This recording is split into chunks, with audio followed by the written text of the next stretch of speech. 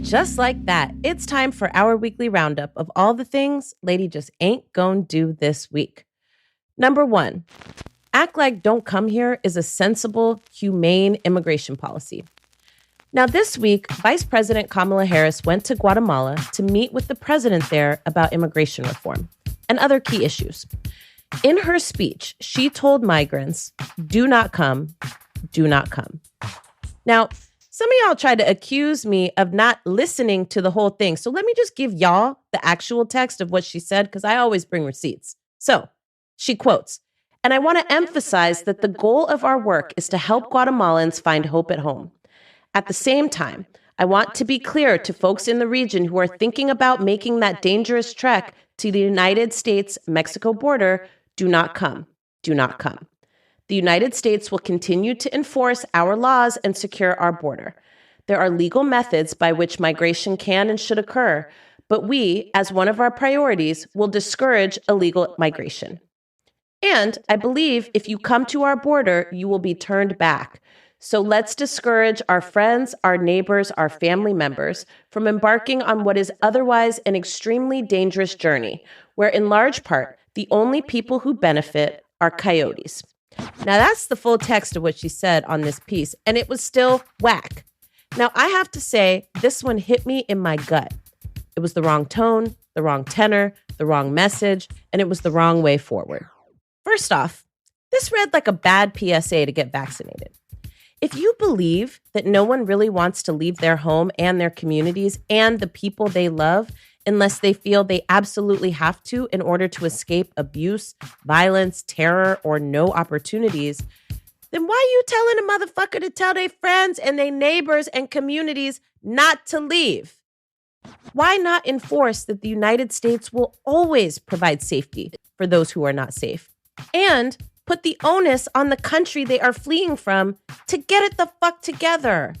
Furthermore, the United States both contributes to and benefits from the destabilization of governments throughout Latin America.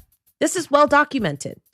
The CIA, yes, that's the United States CIA, helped to depose a democratically elected government in Guatemala under the guise of democracy and got the fucking nerve to talk about corruption.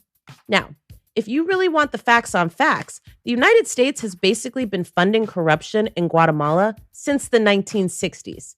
So no, Madam Sis, that ain't it. If you want Guatemalans to find hope at home, that means we need to be a better global partner. And frankly, no amount of sloganeering can cover that up. We put babies in cages, but we want to lecture people about what they do in their countries, and it's a weird flex.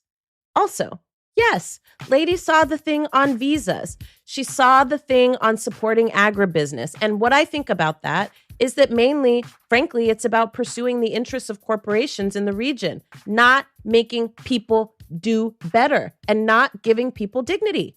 Lady also has seen the thing about joint task forces of state agencies not focused on stability, but on security, which are two very different things also.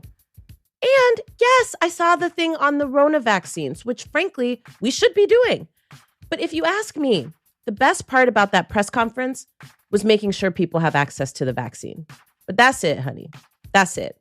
Wrong tone, wrong message, wrong way forward.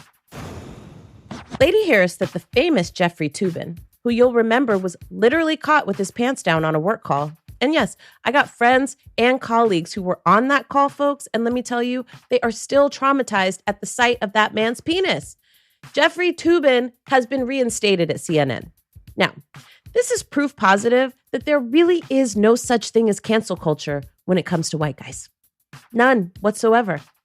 And I want to remind you that it's really not actually a thing, except a conservative talking point meant to gaslight you into thinking that white guys are oppressed. Here's a freebie. They're not. And white maledom is alive and well and thriving. Nothing to see here, folks, except a man who got his job back after yanking his wang in a professional setting. Okay, but here's what we want more of this week. Number 1, The Chi. I really like this show that Lena has going on here. This season is giving me life, especially the dive into police violence. I like how they're layering these characters, Keisha having the baby of her kidnapper and seeking to give it up for adoption. Emmett learning how to be a real partner and fighting to break learned patterns.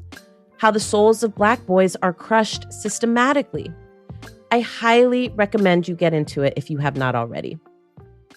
Other things Lady loves this week is fighting for your rights. Well, folks, even though Joe Manchin, the not-so-illustrious Democratic senator from West Virginia, will not fight to protect your right to vote, Black Voters Matter is on the case. The FAM has been fighting hard to make sure we strengthen voting rights across the country. So much so that they are launching a freedom ride from the South to Washington, D.C. The tour kicks off on Saturday, June 19th, from both Jackson, Mississippi and Birmingham, Alabama. And then it'll stop off in Nashville, Tennessee, Atlanta, Georgia, Columbia, South Carolina, Raleigh, North Carolina, Charleston, West Virginia, Richmond, Virginia, before bringing the bus to Washington, D.C. Now, I'm told they really, really need folks to show up in West Virginia and in Washington, D.C. So please get out there and get on the bus.